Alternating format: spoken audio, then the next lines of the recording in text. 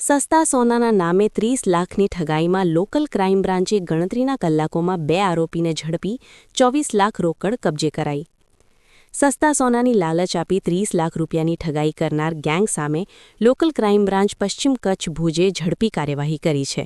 ગણતરીના કલાકોમાં 2 આરોપીને ઝડપી પાડી તેમની પાસેથી રૂપિયા 24 લાખ રોકડ, એક મોબાઈલ અને બલેનો કાર કબજે કરવામાં આવી છે.